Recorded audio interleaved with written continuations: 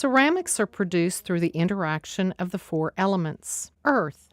Clay comes from the earth and is shaped with the potter artist's hands into a multitude of forms, limited only by the maker's imagination.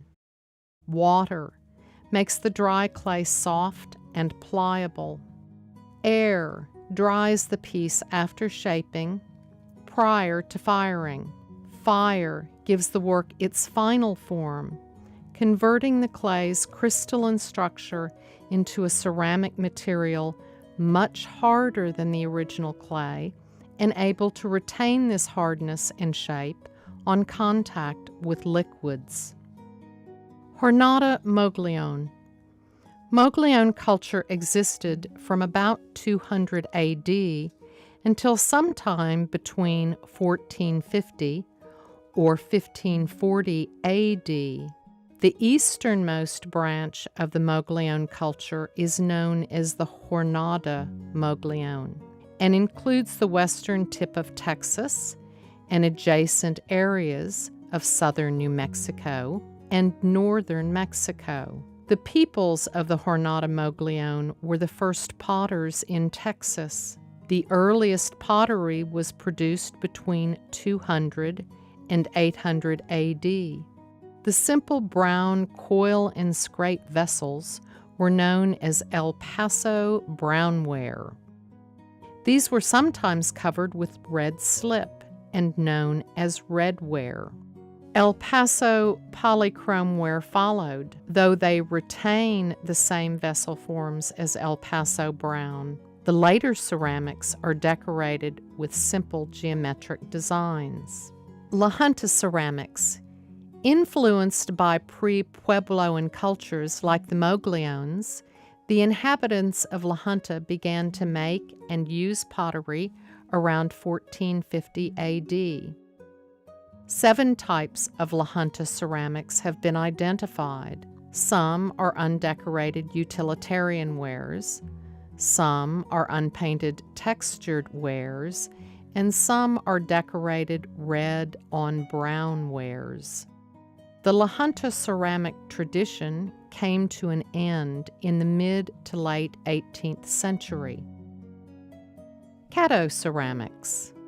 About 800 AD, Caddo people began making coil-built pottery from clay mixed with grog, pulverized pottery sherds, or sometimes bone. The vessels varied considerably in form and decoration. 2 forms are prevalent in early Caddo ceramics: bottles with long, slender necks and carronaded vessels, both bottles and bowls. Carronaded vessels flare out from the base and then sharply turn inwards toward the rim. There were variations on these forms as well as other forms and design techniques, but bottles and carronaded vessels remained part of the Caddo pottery tradition for 1,000 years. Early historic accounts suggest that their ceramic tradition was created and maintained by women. It was probably passed on from mother to daughter or aunt to niece, one generation to the next. After firing, ancient Caddo potters decorated some vessels using sharp flint tools, incising or engraving lines of different widths and depths, adding tick marks, cross-hatching, parallel lines, curvilinear patterns, and more. To make the designs stand out, the potters often rubbed mineral pigments such as red ochre or white kaolin clay into the designs. Caddo potters made 2 kinds of pottery: fineware and coarseware, or utilitarian pottery. The coarsewares were ordinary cooking and storage pots made for everyday use. The finewares were made for use in settings where they would be admired, such as serving food and drink, and for special purposes, including religious ceremonies and to accompany the dead in the afterlife. Toya phase pottery. The lack of prehistoric pottery in central Texas is due to the relatively brief time it was used in the region. Only 500 years out of the last 12,000 years of human presence. In the 14th century, a culture known as the Toya phase flourished around the Edwards Plateau of central Texas. This indigenous group was the last prehistoric people before the cultural upheaval introduced by European explorers. Toya phase pottery was made by adding animal bone to wet clay, probably deer or bison bones that had been charred and crushed into a dry powder. The pottery was made using the coil method. It was typically smoothed and polished and sometimes decorated with a red ochre slip or post-firing wash, or less commonly with simple incised decorations. The pots were fired in a surface fire fueled by brush, grass, or buffalo dung. Archaeologists typically find only small pieces, potsherds, often less than the size of a quarter. The low-fired earthenware broke easily and weathered badly. Spanish colonial pottery. From 1690 to 1821, Texas was part of the Spanish colonial viceroyalty of New Spain. Even before the Kingdom of New Spain was established, the conquistadors brought with them many missionaries to bring the Catholic faith to the indigenous peoples and incorporate them into the Spanish Empire. Spanish Catholic Dominicans, Jesuits, and Franciscans built missions in Texas. Presidios, forts, were typically constructed adjacent to the church buildings. These housed a garrison of soldiers that protected the inhabitants and furnished pasture land for horses. The Spanish settled in West Texas, present-day El Paso and Presidio, East Texas, San Antonio, Central Texas, and the Gulf Coast. Maiolica, lead-glazed and unglazed burnished ceramics, have been found at most mission sites. Mexico City was home to many manufacturers where Spanish potters employed native people to imitate Spanish maiolicas. The potteries later developed their own style, a mix of Native American, Chinese, Spanish, and Italian influences. In the 16th century, maiolica manufacturing began in Puebla, which soon became the largest center making the tin-glazed ware. Puebla's production developed as a mixture of styles made by Native American potters under Spanish supervision. Other towns manufactured similar pottery. Ware included storage jars, cooking vessels, and table service.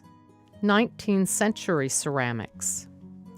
Historical ceramic production by non-native people in Texas dates from about 1830. As Anglo-Americans began to move into the state during the second quarter of the 19th century, traditional craftsmen from Northern Europe came with them. 19th century Texas potteries were located near suitable clay outcrops and included both part-time and full-time, rural and urban, kin and non-related individuals. Most early potteries were operated by uncles, brothers, sons-in-laws, and nephews who immigrated from other parts of the U.S. or from Europe. Besides providing artisans skilled in pottery making, European immigration created a demand for locally manufactured pots because importing such ware was prohibitively expensive. Stoneware vessels were the traditional form of ceramic ware used for the storage and preparation of foods by the predominantly agrarian culture of the U.S. at that time. The early potteries usually consisted of small shops employing only 1 or 2 men and producing stoneware on a more or less seasonal basis. Few decorative or purposely artistic pieces were produced. Small amounts of the fire brick were sometimes made for sale. The earliest known Texas stoneware pottery was established by Taylor Brown in 1839 near Henderson in Rusk County. By 1860, similar potteries were operating in Austin, Bastrop, Denton, Guadalupe, Henderson, Lee, Limestone, Montgomery, Rusk, Titus, and Waller counties.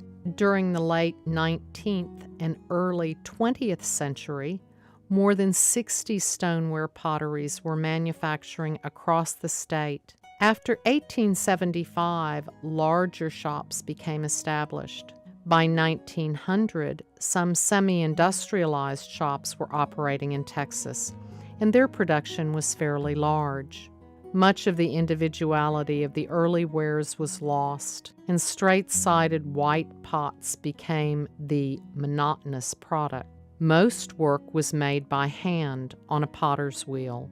This simple machine, basically a disc mounted on an axle, has been used for shaping round ceramic forms since 3000 BCE. Motor-driven wheels are commonly used today. 4 types of stoneware glaze were used in the 19th and early 20th century: alkaline, wood ash; salt; natural clay slip, Albany slip; Bristol. Common kiln types included updraft and downdraft, beehive, and cross-draft groundhog kilns. By 1950, most of the stoneware potteries of Texas had closed. The few that were still operating enlarged their flower pot and artware production. The Marshall pottery remains the only pottery from the era producing wheel-thrown utilitarian stoneware, which it produces in limited amounts. Its larger output is mass-produced earthenware flower pots. Archaeological evidence exists for many of the 19th and early 20th century Texas potteries and includes kilns and waste sherd piles. A few sites are on the National Register of Historic Places. The Wilson Potteries, Texas's first African-American entrepreneurs. In the latter half of the 19th century, 3 potteries in Capote, near Seguin, supplied a wide swath of Central Texas with locally made stoneware for food storage and preparation. 1857, the first Wilson pottery, known as the Guadalupe pottery, was founded by John McCamey Wilson, a Presbyterian minister who manufactured alkaline and salt-glazed ware. Reverend Wilson was not a potter, so the operations were conducted by his slaves. Hiram, James, George, and Andrew. Following the Civil War, Wilson's newly emancipated laborers took his surname and founded the second Wilson pottery. H. Wilson and Company went into production between 1869 and 1872 on land granted to them by their former master. H. Wilson and Company continued some traditions from the original pottery, such as vessel shape and the use of a groundhog kiln, but added new techniques, including novel rim types and horseshoe-shaped handles. The potters also began marking their work with the company's name, a practice not followed by most contemporaries. With the money he made from the pottery, Hiram Wilson started a church and a school in Capote. After a relatively short life, he died in 1884. After Hiram's death, James and Wallace left H. Wilson and Company and became part owners of a third pottery site, along with Marion Durham and John Chandler. They remained in business until 1903. Bastrop County Potteries, Randolph Manufacturing Company, a.k.a. the Duncan Jug Factory, Stoker pottery, McDade pottery. Several 19th century potteries existed in and around the town of McDade, thanks to an abundant supply of suitable clay and a man named Matthew Duncan, the patriarch of McDade potters. Matthew taught his sons, son-in-law, grandsons, and others the art of making pottery.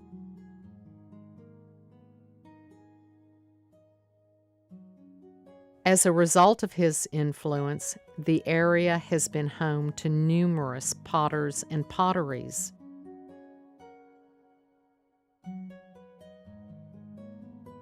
James W. Allen, Potter Shop. Matthew Duncan, Duncan Jug Factory, Alum Creek. J. Duncan, Oak Hill area. Milton Stoker, McDade Town Site. Milton Stoker R.L. Williams, McDade Town Site. R.L. Williams, McDade Pottery, Alum Creek, McDade Site. Willie Taylor, McDade Town Site. D.W. Bowles, McDade Town Site. Butler Brick and Pottery, Butler, Texas. When R.L. Williams purchased Stoker Pottery business in 1890, he began a complete renovation, building a new plant that covered 3 acres, complete with 2 brick beehive kilns, clay grinding equipment, and a railroad siding. On January 26, 1893, he personally made the first piece of ware in the new plant. He continued wheel-made production of specialty items and the manufacture of food storage vessels and housewares, but also added new products. Williams invented an extrusion press with assorted sizes of dies for the rapid production of flower pots and other hollowware. He was granted a U.S. patent for the invention in 1909. McDade pottery sold to nurseries and florists throughout Texas and also in Louisiana, Arkansas, and Oklahoma. The advent of cast plastic substitutes for heavy ceramics reduced the demand for pottery products. The greatest blow to the business was the loss of R.L., who died in 1923. The business was continued by his son, Albert Payne Williams Sr., on a reduced scale until World War II, when it closed. In 1866, Irishman Michael Butler sailed to New York, found work as a bricklayer's helper, and then as a mason. In 1869, he moved to Dallas, where he established his first brickworks. The bricks were made with the soft mud process by pressing Trinity River clay into wooden molds. Butler installed the first coffee mill machine for brickmaking in Texas. The apparatus was operated by a mule pulling a wooden shaft in a circle around the machine, forcing the clay into wooden molds. In 1873, Michael sold the Dallas plant and founded Butler Brick in Austin. This plant produced bricks until 1875, when a flood destroyed the site. In 1876, Butler built a second Austin plant along the Colorado River. A sword machine replaced the coffee mill machine, improving the quality and quantity of production at the new plant. The new apparatus could fill 8 molds. After finding high-quality clay along Sandy Creek near Elgin, Butler opened a third factory, Elgin Butler Brick, in 1901. In 1907, he founded Elgin Pottery Company to manufacture terracotta, clay furnaces, flue thimbles, flower pots, fire brick, and floor tile. The dry press method replaced the wood mold process. In the new process, clay was ground and pressed into shape without the addition of water. During World War II, Austin brickyards were placed on standby due to war restrictions and price freezes. The Butlers moved all brick-making work to Elgin. Austin Plant No. 2 was used for storage until its demolition in 1958. The brickyards in Plant 3 were demolished in 1958. Today, Elgin Butler Brick produces fire brick and specialty structural glazed tiles. After being passed through 4 generations of Butlers, the family sold the company in 2005. By the late 19th century, handmade pottery was no longer in demand for everyday use. Mass manufacture non-ceramic vessels were less fragile, lighter weight, and cheaper to produce. This made hand-making pottery too labor-intensive and time-consuming to continue as a viable trade. It was not long, though, before a backlash against soulless, mass-produced objects was expressed in the arts and crafts movement. The movement rejected a perceived decline in standards associated with machinery and factory production. Combined with a growing awareness of Asian ceramics, this reaction led to the birth of studio pottery, also known as art pottery. Studio pottery is made by artists working alone or in small groups, producing unique items or short runs. Typically, all stages of manufacture are carried out by one individual. The tradition started in Texas during the 1930s and lasted well into the 20th century. It was passed down to the next generation by a number of influential potters and teachers. Mary Vance Green was born in San Antonio on February 7, 1903. She graduated from Main Avenue High School and received an art degree from the Teachers College at Columbia University in New York. She studied briefly with Diego Rivera in Mexico. Green taught at various schools, including the Texas State College for Women, later Texas Women's University, the Ethical Cultural School in Brooklyn, New York, and the Teachers College at Columbia. She taught ceramic classes with Harding Black in the early days of the Whitty Museum School. During the 1930s, Green was in charge of craft design for the National Youth Administration restoration of La Beata in San Antonio. She taught design for ceramics, blacksmithing, weaving, and sheet metal working. At La Beata, she also began the ceramic wall decoration that would develop into her signature mural projects constructed between 1950 and 1975. Her subjects included human figures, animals, birds, plants, and scenes taken from her drawings and observations of Texas life. For many years, she worked in the studio of ceramicist Harding Black.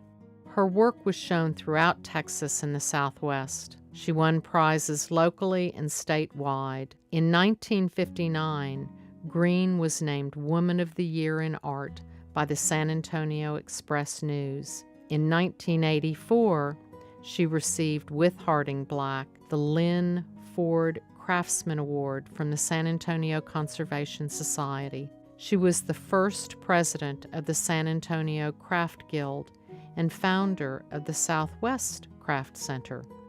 A pioneer of the American studio ceramics movement, Harding Black was born near Aransas Pass in 1912. He had no formal training, but inspired by Native American pots, Black began hand-building earthenware in 1932. He learned wheel throwing in 1933 from fellow American potter Rudy Staffel.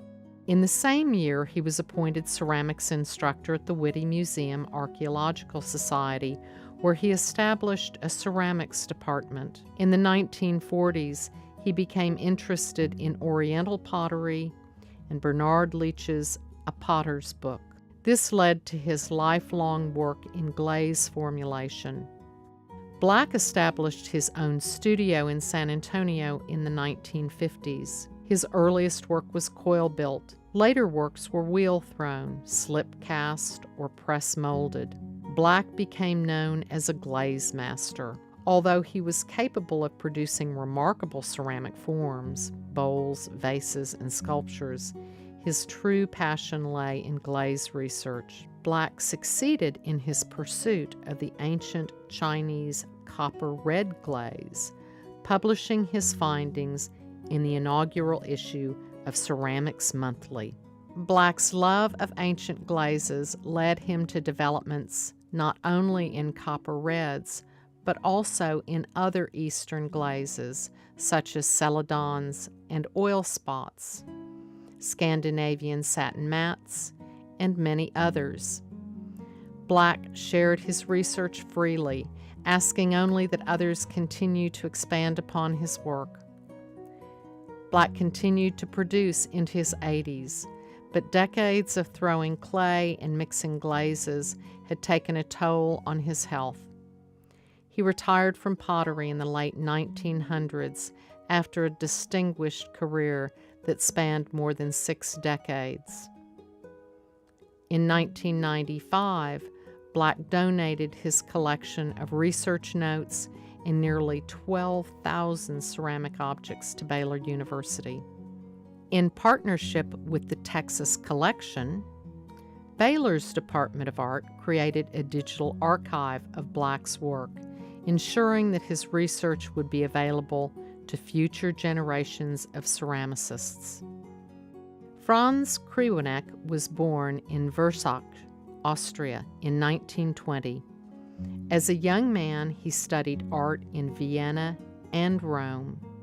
He became a successful painter, showing his work in Czechoslovakia, Austria, and Italy. When the Nazis overran Austria during World War II, he was conscripted into Hitler's army. Captured by the Allies, he spent 1943 to 1945 at the Clarinda, Iowa's prisoner of war camp. In 1946, he returned to Austria. In 1948, Kriweneck turned to pottery. Intrigued by the forms being made in Sweden, he moved his family there to study with Wilhelm Kagi and Stig Lindberg. In 1952, he returned to the U.S., opened an art school, and began working toward a master's degree. By 1961, he was head of the art department at Iowa Wesleyan College. In 1964, he moved to Texas, where he joined the faculty of Texas Tech University. He taught there until 1970, then moved to Southwest Texas State. Helen Richter Watson was born in Laredo in 1926. As a child, she would make pots from clay collected on the banks of the Rio Grande, just footsteps from her home. She moved to California in the 1940s, earning a BA from Scripps College and an MFA from Claremont Graduate School. She taught at Chaffey College and Mount San Antonio College. From 1958 to 1979, she chaired the Otis Art Institute Ceramics Department. Watson exhibited and lectured nationally, but returned to Laredo throughout her career to a studio she had built in her family home. She returned to Texas permanently upon retirement. Watson's art and teaching is celebrated in a Laredo gallery that bears her name. The Helen Richter Watson Gallery at Texas A&M International University replicates her Houston Street studio space. Ishmael Soto was born in Austin in 1932. During the 1940s and 50s, minority children in public schools were discouraged from pursuing a college degree. Despite the lack of support, Soto persevered, holding on to his dream of a life in the arts. He received a Bachelor of Fine Arts degree from the University of Texas in 1958 and a Master's of Fine Arts degree from Cranbrook Academy in 1960. From 1961 to 1964, he was an instructor in ceramics at the San Antonio Art Institute. From 1965 to 1972, Soto was assistant professor of art at the University of Texas at Austin. He was adjunct professor of art at the Rio Grande campus of Austin Community College from 1986 to 2016. Soto has maintained studios in Austin and Blue, Texas. Soto lost 30 years' worth of work, as well as equipment, tools, books, and formulas in a studio fire. Family, friends, and students joined together to donate time, money, and building materials to construct a new workspace. Soto's sculptures and vessels are often nature-inspired. They are also influenced by historical precedents, especially the traditions of ancient Mayan, Egyptian, and Chinese artists. Soto is the recipient of many awards for his pottery and sculpture, and his work is widely collected.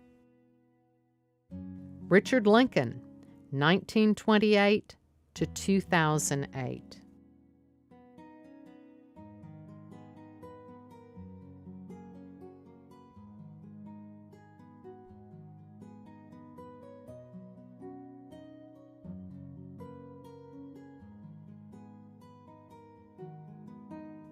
Huey Beckham, 1937 to 2002.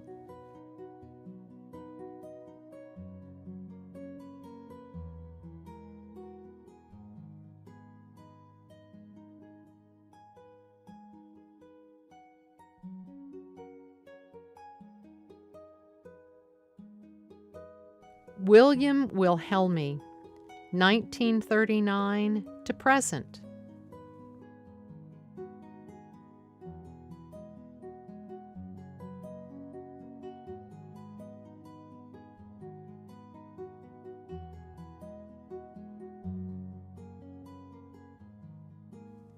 Gary Huntoon, 1941 to present.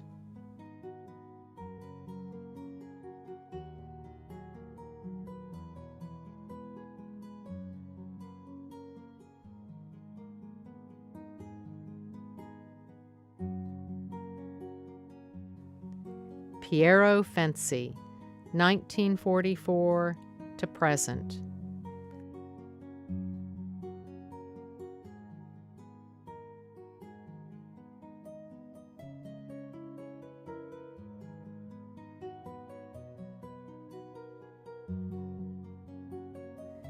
Elmer Taylor, 1947 to 2016.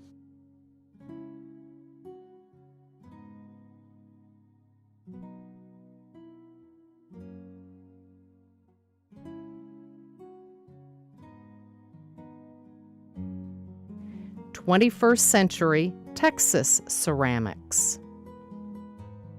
The following images show the incredible diversity of current Texas-made functional and sculptural ceramics.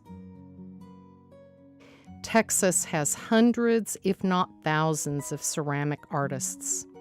The annual Texas Clay Festival is a 2-day statewide celebration of clay. Thanks in part to the handmade movement and consumer demand for ecologically friendly items, the appeal of clay has continued to grow. Until recent years, museums had not shown much interest in ceramic objects, but now many venues are purchasing and exhibiting work, and the prices per piece are constantly rising.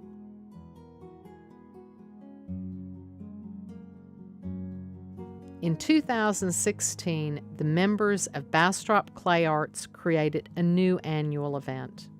The Mostly Clay Spring Invitational features local potters and a few selected artists working in other media.